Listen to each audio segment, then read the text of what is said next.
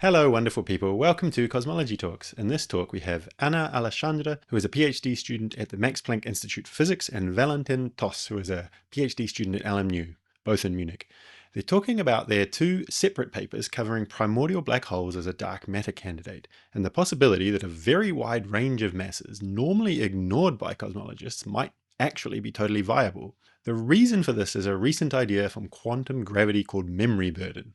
If memory burden turns out to be relevant for these black holes, it could substantially slow down their rate of decay, meaning, for example, that primordial black holes we naively would expect to have decayed by now might not have, and a bunch of other cool consequences covered in the talk.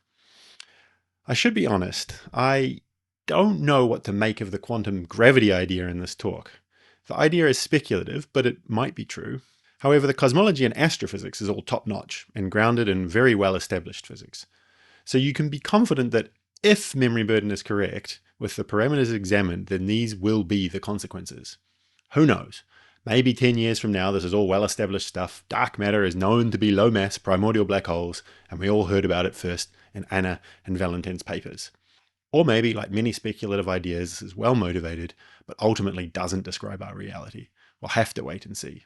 In the meantime, let's find out about these exciting consequences I've been teasing. So welcome, Anna and Valentin. Do you want to start by telling us briefly about the topic? Yeah, thank you for the nice introduction. Indeed, in our papers, we both investigate the possibility to again explain 100% of the dark matter with primordial black holes in a regime that was previously ruled out. Primordial black holes have long been thought about as an alternative candidate for dark matter. And when they are very light, it was originally thought by Stephen Hawking, who first described this process of Hawking radiation, that they would evaporate quickly and not be around today anymore. So in our work, we show that if you actually go beyond the semi-classical description that Hawking has first used for the description of this process, then you actually can open up again a new mass window where primordial black holes can make up the entire dark matter component. Awesome. Thanks, Valentin. If people are thinking of this talk or your papers 6 months or a year from now, there's only two things they're able to remember. What would you like those two things to be? One is black holes don't necessarily evaporate according to what Hawking said, so they might actually be slower. They can get stabilized and take a lot longer. And the second thing is that this has a lot of important phenomenological applications, one being that maybe primordial black holes of much lighter masses could, in fact, be dark matter. Great. Let's get into the background. I guess a little bit on primordial black holes as dark matter candidates, but also this beyond Hawking radiation effect. What is it, and why do people in fundamental physics think that this is something that's true? Yeah, maybe to begin with, the whole idea of primordial black holes and why they're interesting is, so in principle, for a long time, people have investigated all sorts of models to extend the standard model in one way or another and to have some particle to explain dark matter. And in principle, it was and still is the standard idea. But we have yet failed to detect any of the proposed dark matter particles. And so even many years ago, it was already proposed that maybe dark matter is not a small particle, but it's actually a massive object. And sometimes they were called MACHOs, massive compact halo objects. And one of these is a primordial black holes. And the reason why they are so nice is you do not need to extend your standard model in principle in any way. As soon as you have a decent amount of fluctuations in the early universe, you can produce them. And then you only need to deal with the consequences. And those consequences are summarized in this figure here, which shows basically the dark matter fraction F that you can have in primordial black holes. And if you can get all the way to 1, you can have all the dark matter in a single mass, essentially. There's actually a lot of room where primordial black holes have by now been ruled out to some degree. These constraints come with some uncertainty and some assumptions, some which are more solid, some less. But in principle, there's a lot of room where either you need a more complicated model or a complicated mass distribution, or they are already ruled out. And right now, there is one large open window where you can have primordial black holes as a dark matter candidate. But besides that, a lot of the parameter space is already occupied by constraints with more or less certainty. But there is a room here on the left, and that was previously completely neglected or ruled out due to this process of Hawking evaporation. And now the interesting consequence of our finding is that far to the left of this line, actually outside of this plot, at much lower masses, at masses 5 orders of magnitude below the left end of this figure, we once again open up a new mass window. And to me, it is almost, in the end, ironic, because the primordial black holes that we show can make up the entire dark matter are still massive from a particle physics perspective, but they are incredibly tiny. If you calculate the Schwarzschild radius of these objects, they are much smaller than a proton for the parameter spaces that we investigate. So essentially what we find here is a massive dark matter candidate, but of particle size. And I think it's very exciting, not only because black holes in general are exciting, but because in principle, from what the theory says, these objects can be produced and make up the entirety of the dark matter just within the standard model in principle. These would be the exclusions if, for example, let's say 10 to the 35 grams, if all of the primordial black holes were 10 to the 35 grams.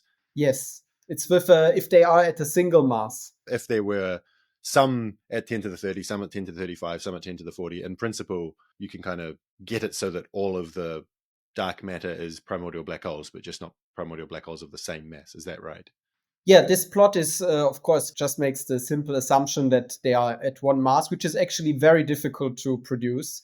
So if you have a more complicated mass function, you can still produce all of the dark matter around a solar mass. It's not particularly easy. So you, with just a simple log normal or something, it doesn't work out right away. But there are models which still make up the entire dark matter in this parameter region. You said that, okay, in principle, primordial black holes could be dark matter without any modification of the standard model. I guess you mean there's no new fundamental field, but you do need, for example, exotic inflation models or something else to get those large density fluctuations, those large curvature fluctuations in the very early universe to produce the primordial black hole. So something new would have to be inputted into the standard sort of particle physics plus cosmology story. Yeah. That is maybe the more precise way to say it. So I don't need a new particle.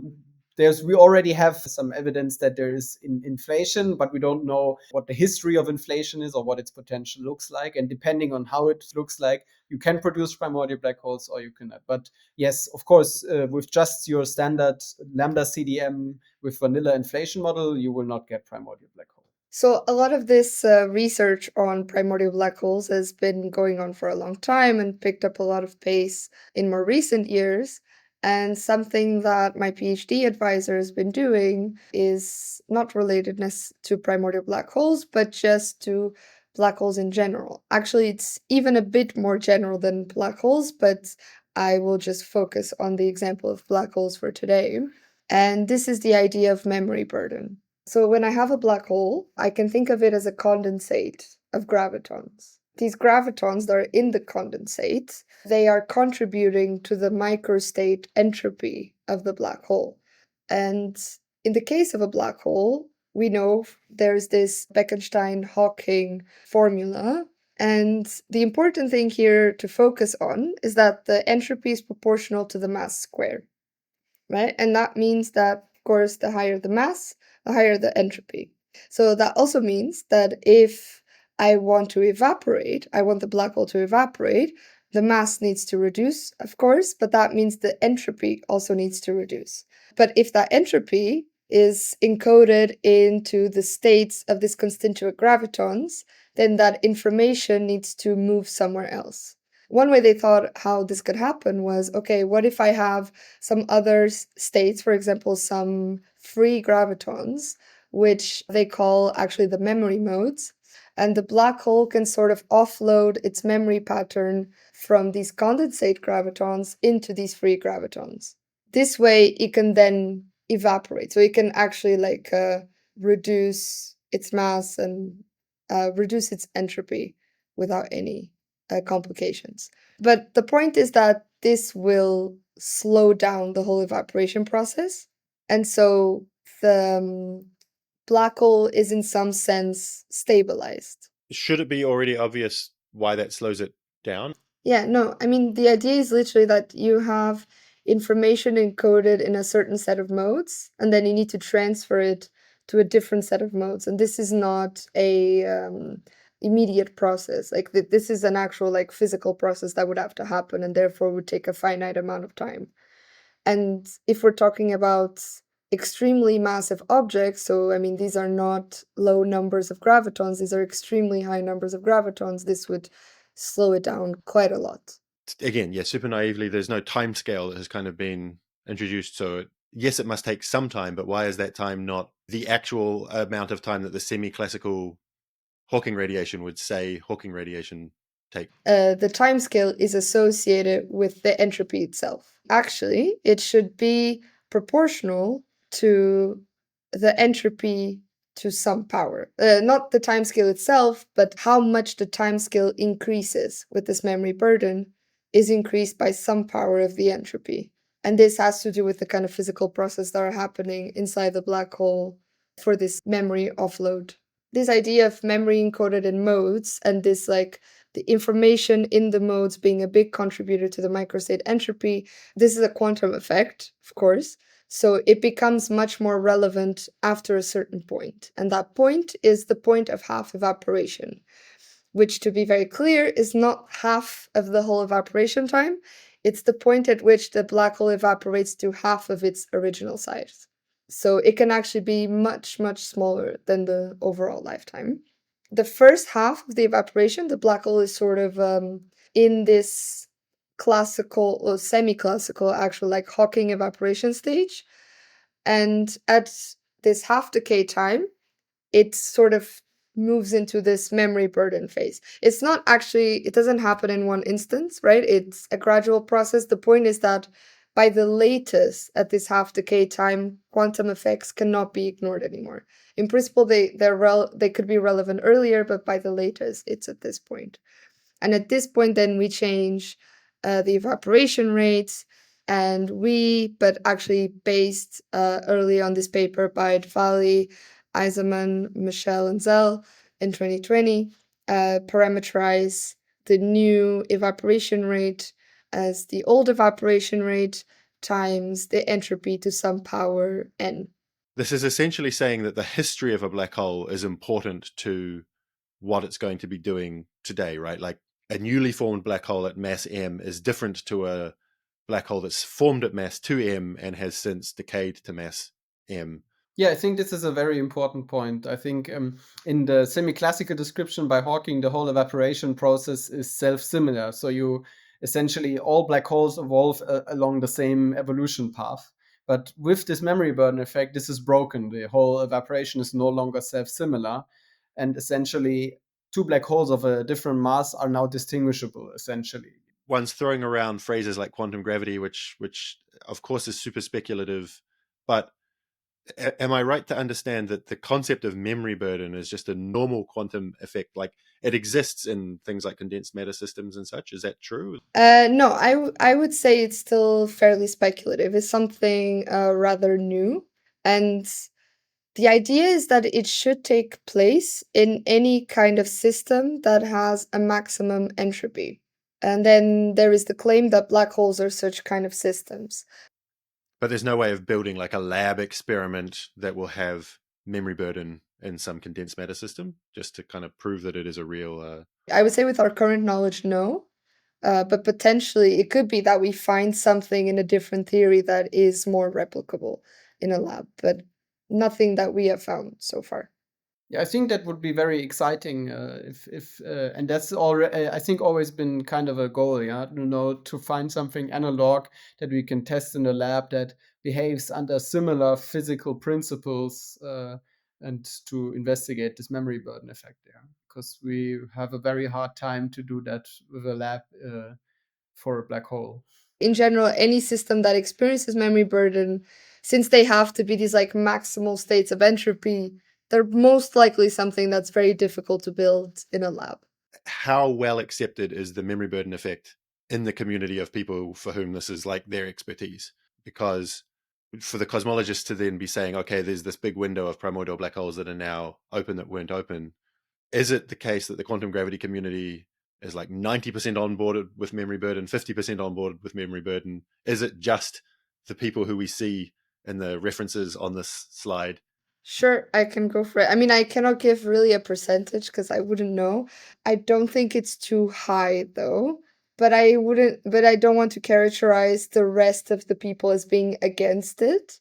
The main thing is that this is a large N effect, and majority of people are working on specific quantum gravity theories, right? I mean, one example would of course be like string theory, focusing on something like that. And there is actually a little bit of overlap. Like you can see this effect sometimes if you focus on some other particular theories, but memory burden is a more general effect. And since people are usually working in very specific theories, starting to do calculations in those, they're not paying so much attention to this because it does reduce your ability to calculate things, because as you can see also with this expression of just we just increase the lifetime by a power of the entropy, there is our knowledge is extremely limited. Like I don't know which power that would be, right? That could be 1, but it could be 5, and that could change things a lot. So it's a very, very crude estimate that is just a representation that we know what it should look like, but we don't know anything beyond that. So the whole concept of memory burden, I think, is at least by now, especially now with the papers that we have published, I think in the community, especially in the primordial black hole, but also in the general black hole community. But it's let's say it's discussed controversially. I think the Dwali by now is the only one who has been studying it to that detail. But yeah, in principle, I think it's not yet well established, and I don't think you can say 90% of the people in the community are on board. But it's discussed, and I think it's gaining more attention. And what I think everyone at least agrees on is that Hawking's calculations cannot be carried out until the very end. Like already Hawking realized when you reach the Planck mass, it breaks down completely. And there have been also more has been literature in the past that it breaks down even earlier. This, for the first time, actually shows that in a quantitative way, the slowdown, and also that it happens actually much earlier, not at the Planck mass, but already when the mass is lost by 50%. That particular fact, I think, not everyone agrees on so far, but I think everyone at least agrees on that Hawking's computation will break down at some point. Great, let's get into the details now. When we do take it into account, this memory burden effect, what are the windows of black hole masses that become allowed again? And Exactly. One thing that's very interesting now is what kind of new windows for primordial black holes we might have. So, primordial black holes, they're formed right after inflation, and they can exist in very different mass ranges. And as we saw before, at half decay time, they enter this new evaporation state where that is now slower because of memory burden. And a lot of the constraints around primordial black holes that we are looking at, one, for example, is coming from BBN, but Valentin will also talk about some other examples later. BBN is, of course, Big Bang nucleosynthesis, right? Which is a series of physical processes that eventually leads to the formation of the lightest elements.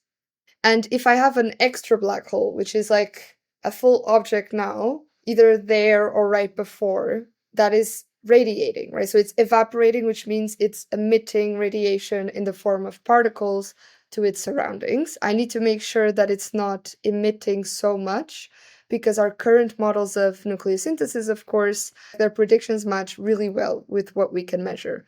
Okay, so that means constraints already exist if black holes are emitting through Hawking. So the only constraints that are going to change are the ranges where the black hole is now already in its memory burden evaporation stage around BBN or maybe before BBN. Because if it enters the memory burden stage after, then all the constraints from before apply. And this would be, for example, in the image, the two top lines, right? So the top one is ones that, whether we take into account memory burden or Hawking evaporation, they are still around today. So they're completely in their first evaporation stage until today. The second one, they enter the second evaporation state somewhere between the end of BBN or today, which also doesn't give new constraints. In principle, we could have it reaching it right before BBN, but these are so small that by the time BBN comes, they would evaporate way too quickly. So the ones that we really focus on that are more interesting is this window of black holes that are entering their second evaporation stage just around BBN, which is basically, if we take just 1 power of the entropy, so this n equals 1, this is between 10 to the 6 and 10 to the 9 grams. Is there like a well-motivated reason for n equals 1? I mean, you said earlier that we don't know what n is, but maybe there's still some arguments for why 1 is better than 2, is better than 3, or not. No, not really. I mean, I would say that for us, it's just more useful to think of the minimal case. I suppose, depending on your philosophical views, there could be some motivation for considering the minimal case, but physically, not really. So with a bigger value of n, the change to the picture is a bigger change. That's what you mean by minimal, like a... Exactly, like it slows down more. Okay, so I wanted to also talk a bit more to have a better picture of exactly how a black hole can give new constraints if it's just evaporating slower. And I'm talking specifically about BBN, but the overall argument should actually apply to any kind of physical process. Yeah, in the case of BBN here, as we see, we have this like chain of reactions that eventually leads us to having, for example, some helium. I'm just keeping it right up to helium here. I'm not talking about the rest. And as people have seen before, in this while we were still considering Hawking evaporation, you can have black holes emitting, for example, like neutrons or protons, which is going to change the ratios between the two. And this can, for example, lead to too much helium in the case that Zeldovich in 1977 considered. Or, for example, you could have it emitting very highly energetic photons that are dissociating deuterium that's created, which then gives you not enough helium. Yeah, these are just some examples of ways that black holes there can actually influence this physical process. And one interesting thing that we did in our paper was having a general argument on how, in principle, is slowing down the evaporation can affect the constraints, so the already existing constraints. And the idea is not so complicated. I mean, if you just take some process in the universe's history, we could think about nucleosynthesis, we could think about the CMB, something like that.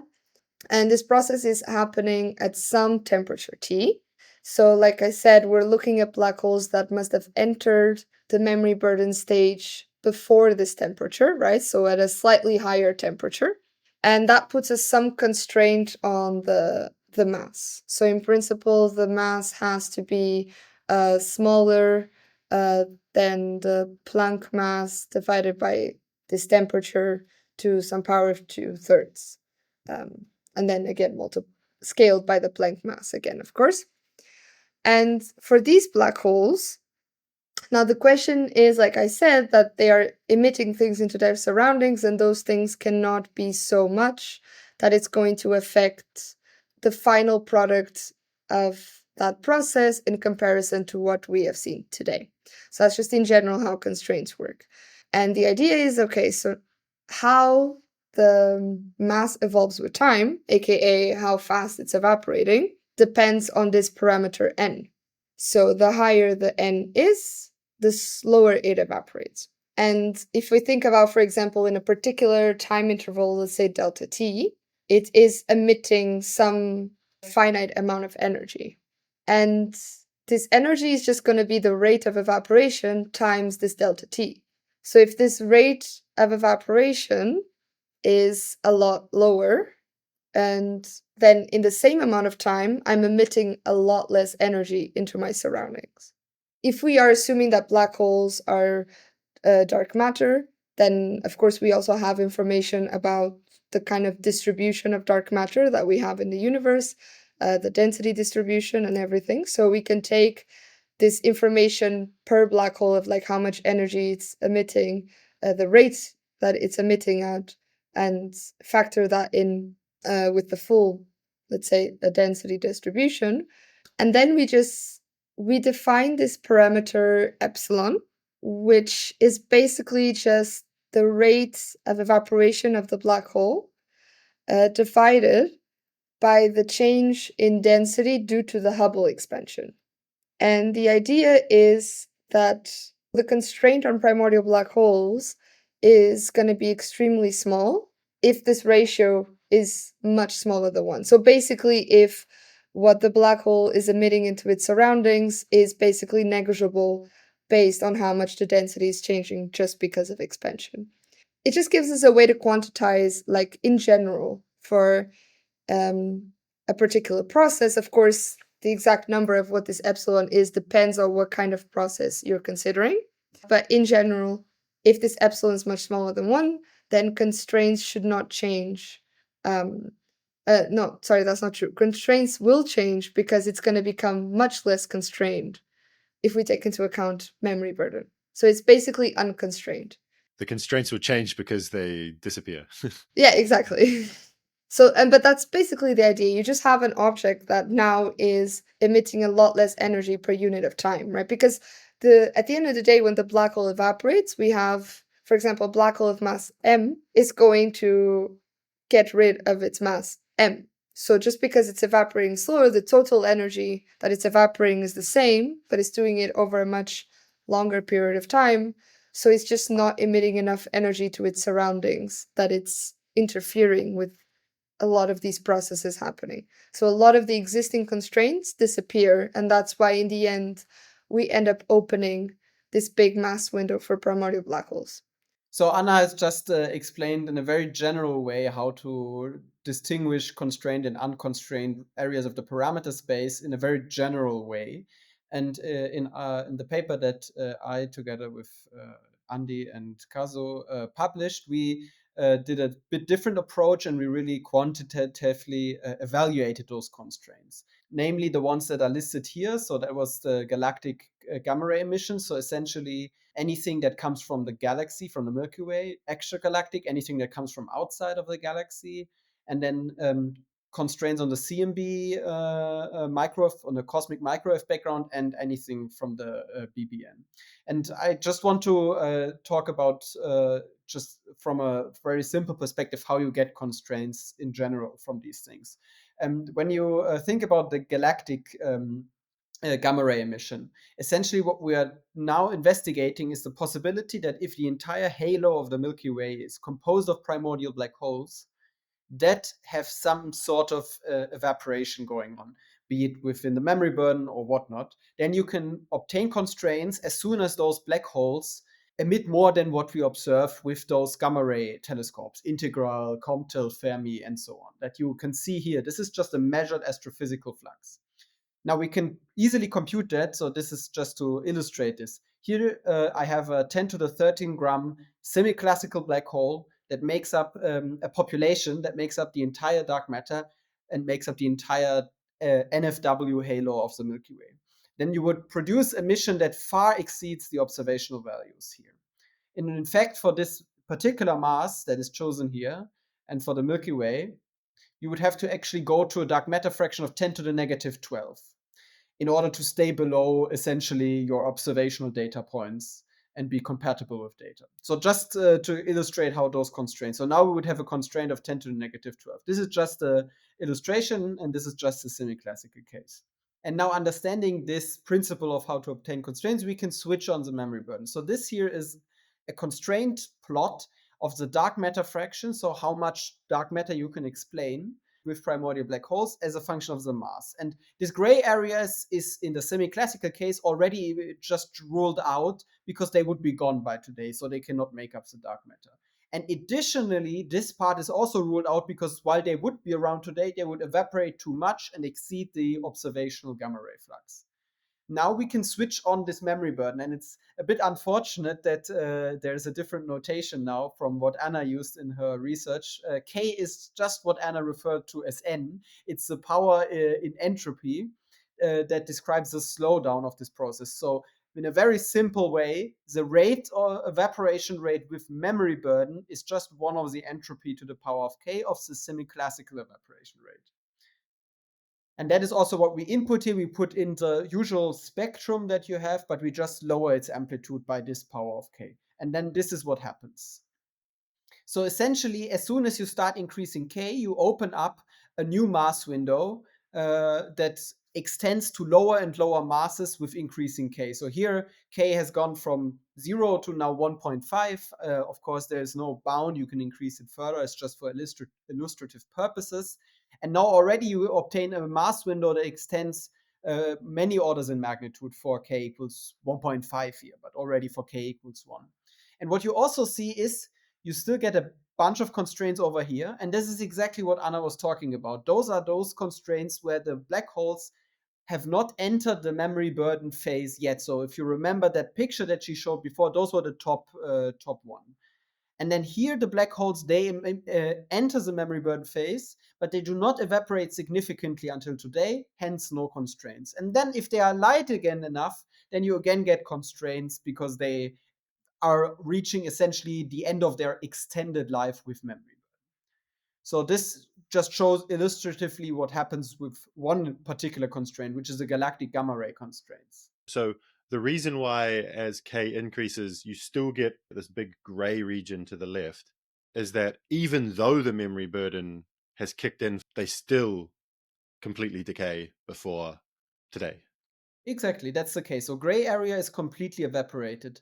And since the lifetime of the black hole scales very strongly with the mass, in fact, it goes to the power of 3 plus 2 times k. That means the lighter you go, the shorter your lifespan is. Now, memory burden extends it, but of course not indefinitely. So you will still always have a region of the parameter space where they are excluded because they would be gone by today. So it doesn't freeze them, it just slows them down. Exactly. In this, essentially, you can think of it like this. In this mass window, they're essentially frozen on cosmic timescales. Here, they would have a lifetime that would far exceed the Hubble time. Yeah, even here in this constraint area, they probably still have a lifetime a few orders of magnitude above the Hubble time. In this gray area, they have a lifetime smaller than the Hubble time. Now, coming back to our list, we have 3 more constraints here. The extragalactic gamma ray emission constraints are, from the concept, very similar, just that instead of looking at the flux from the NFW halo of the Milky Way, we look at the flux looking out at other galaxies. So it's essentially any flux from recombination up until today. But it behaves very similarly, and you obtain similar constraints. CMB anisotropies is a bit of a different and more complicated story. Here, the thing that poses constraints is the fact that if you inject any kind of energy, any kind of radiation after recombination, you essentially have partially ionize the medium. Now, the universe is re-ionized at some redshift around 10, but if you introduce primordial black holes with a certain dark matter fraction, they can do that earlier. And if you do that, you will change your power spectrum of angular anisotropies. So when Planck measures the cosmic microwave background and detects a power spectrum, that works out quite well with our lambda CDM model. So if we ionize the universe too much too early at, let's say, redshift 100, 300, 500, then that will not work anymore. Now, to evaluate those constraints in our paper, we use existing codes that integrate into the code class that basically model this evaporation and then compute what is a power spectrum. And then you can compare that with the Planck data and do a Markov chain analysis and find the best value for F, essentially. And that gives you a constraint. But the underlying process is the reionization of the medium, which essentially rescatters your photon, changes the angular power spectrum. The final constraint here on the list is Big Bang nucleosynthesis. And Anna has already commented, so I won't say much about that. But essentially, radiation of primordial black holes in the early universe changes the production of light element. Can I just ask some questions about the CMB? I was expecting you were going to talk about like dark radiation, that if you're emitting too much radiation from the black holes, you're going from like a matter component to a radiation component, like the effective number of neutrino things. Is that not play a part at all? Yeah, you are, of course, right. If the primordial black holes evaporate and turn into radiation, that changes essentially through your Friedmann equation, your cosmology. However, it's less constraining than the effect that I pointed out, because CMB anisotropies at certain mass ranges can put constraints all the way down to 10 to the negative 10. And this is such a small dark matter fraction that you will not obtain any constraints from the evolution of the universe. So the effect that you mentioned is relevant and exists, but it's just less constraining than the effect from the reionization. In order to reionize the universe, don't you need to be emitting specific frequencies of radiation, right? Like it has to be something that will strip the electron away from the proton in a hydrogen atom. So does that not also have some sort of like frequency dependence of the mass of the primordial black hole? It has to be emitting Hawking radiation with the right frequencies, or is it just that all of the ones at this mass will be emitting that frequency? For the black holes that we are talking about, they emit at such high energies that anyway, the radiation or the particles that are emitted essentially cascade the energy down through pair production. So you are essentially at such high energies that essentially you get a cascade down to lower energy, and that is then at some point will essentially dump the energy into the medium. At this point that we enter the memory burden stage, another consequence of our lack of knowledge is that we actually cannot really make any strong statements about the spectrum that the black hole is emitting, because it's no longer purely thermal, right? So it's no longer black holes at this temperature. This is the spectrum that it's emitting. Yeah, that's correct. That's a very good point. And I just want to mention that for the galactic and extragalactic gamma ray emissions, we just assume the usual quasi-thermal spectrum. If the memory burden changes that really drastically by many orders of magnitude, then of course those results will be affected. The CMB anisotropies, interestingly, does not depend much on how the spectrum exactly looks like. Since we are so far into at so high energies, the spectrum essentially is almost completely cancels out if you work out the exact effect on the power spectrum for those masses that we are interested. So in essence, the CMB anisotropy constraints is a bit weaker, as it turns out from the calculations, but it's more robust to our lack of knowledge, essentially, of the exact spectrum. So that's a very good point to add. From the theoretical side, I presume there's some speculation about how the spectrum should change, but it's just speculation and uncertain. Is that the verdict? I guess the speculation is at the end that it can't be purely thermal, right? It cannot anymore be fully described by just the temperature of the black hole. You would need an actual theory of quantum gravity to know more details. Yeah, and then now taking all of these constraints together, here for illustrative purposes, just taking a value of k equals 2, this is the landscape of constraints that you obtain. So if you remember that picture that we had in the beginning, we are now all the way to the left of that at masses on the order of 10 to the 10 grams or less. And the constraints that you have are to the right, BBN, the CMB, and the extragalactic and galactic gamma ray emission. And those constraints on the right, they do not go away with the memory burden, because those constraints essentially are formed by black holes before they are able to reach the memory burden phase. The mass window that opens up is at lower masses, where those black holes reach memory burden essentially before BBN. The reason for BBN is simply because it's the earliest process that essentially dictates how your radiation history of the universe should be. Before that, you are very free to inject all kinds of energies. So this is where the mass window opens up. And then you get a lower bound, but that more or less depends on the strength of the memory burden, because it just scales with the lifetime. And that is exactly what Anna was referring to. Going now finally to any value of k, or at least to a larger range, this would be your summary plot essentially. And this white region is as a function of k and m, where you can open up the window to get the entire dark matter. So you have this wall that comes from BBN that is fixed at 10 to the 10 grams. And then you have, depending on your value of k, a larger and larger possible range of masses that you can have. If you have k larger than 1, then you can open up the window to have the entire dark matter. If your value of k is smaller than 1, it becomes a bit difficult, because the window will become very small between essentially the lifetime on the one side and the BBN on the other side. But so summarizing it all, the white region here that we see here is essentially this new mass window that we have opened up that can, depending on the value of k, extend for several orders of magnitude in mass.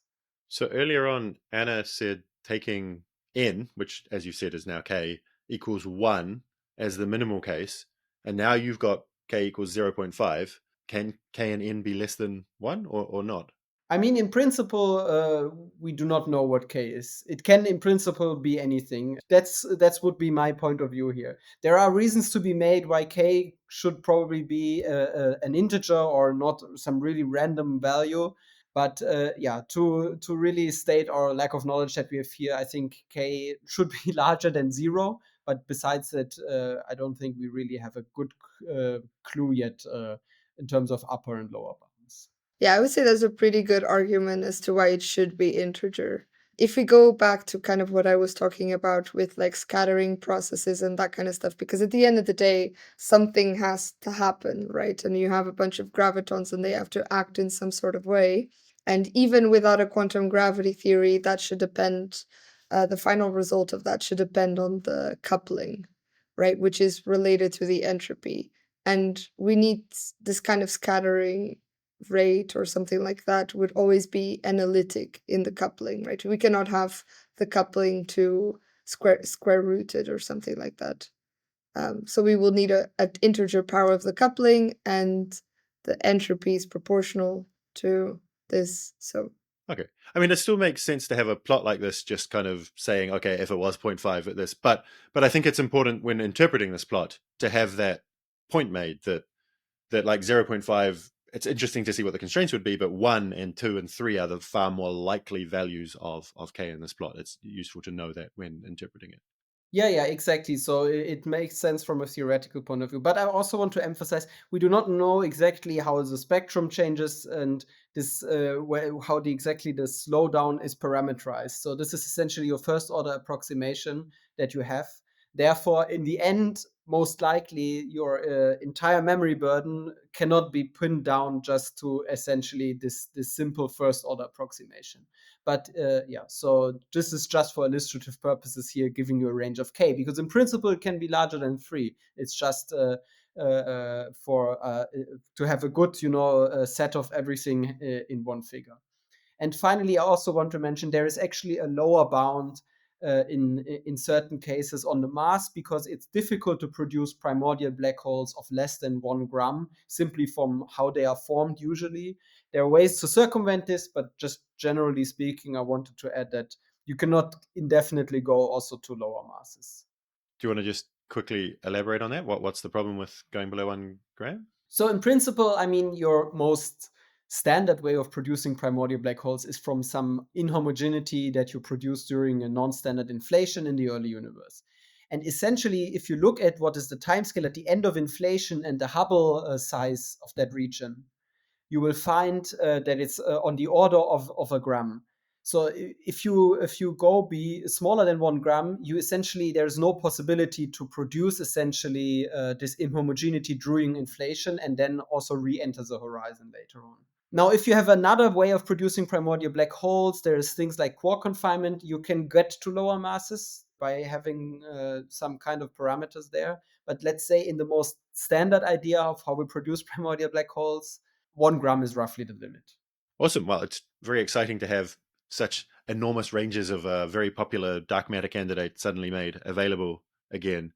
So the next question about where to next feels very ripe for all sorts of options, from model builders who thought their models were ruled out to observational ways to try and constrain this range again, now that it has in principle been unconstrained. And then I guess also from the fundamental physics perspective, like really honing in on the memory burden theory and is it real? What value should k or n take? All of that stuff seems like very interesting stuff. But what do you think are the most ripe areas to be pursuing next? And what are you individually actually working on next in this field? yeah, I mean, one thing I think is interesting here is that both me and Valentin came at this with probably different motivations, and he probably comes more, but I mean, you will speak for yourself when you do, but he probably comes more from the astrophysical and primordial black holes point of view, whereas I'm coming on it from the point of view of just in general black hole evaporation and consequences of quantum gravity to black hole evaporation. And one thing that was very interesting to me with this project and the research that we did is the very fact that you have this visible phenomenological consequence to something that just comes from a purely theoretical effect that is purely quantum gravity, right? It's exactly from the fact that semi-classical physics does not fully describe a black hole. And yeah, so for me, I mean, what's interesting to me is the fact that we need this better understanding of black hole physics in order to even fully consider like primordial black holes as potential dark matter candidates. Yeah. And another thing would be also that when we also look at formation methods, like possible formation methods, we should not really exclude the possibility of them making primordial black holes in this lighter range, because sometimes that's not looked into because people just assumed, oh, they're not here anymore, they don't count, but turns out they could. Yeah, from my side, I mean, I think the most interesting thing that would be, building up on the results would be a way to not just constrain those primordial black holes, but open a way to define them, to detect them. Because if we, at the end of the day, want to find out what dark matter is, you can go a long way with constraining things to find where to look for, but in the end you have to look for the things. So for these objects, that is not so easy because when you calculate the Schwarzschild radius of these objects, they are very, very small. So getting some ideas on how to do this, I think is very interesting. I think one thing you have to think about is charge, perhaps. How likely is it that those objects will obtain charge initially or throughout their evolution, because that might have a huge impact on whether or not you can detect them. Because I mean, if they are neutral, it's you just interact gravitationally. Yeah, so this would be some ideas what I think in general would be interesting for future insight. And some things that I'm also thinking about at the moment. And also, I mean, there's still there's still some room left for studying, parameters, the parameter space. So for now, we've just assumed, they have a single mass, but we know from many formation mechanisms, you introduce some mass spectrum. And that can, for example, if you have a long power law tail, significantly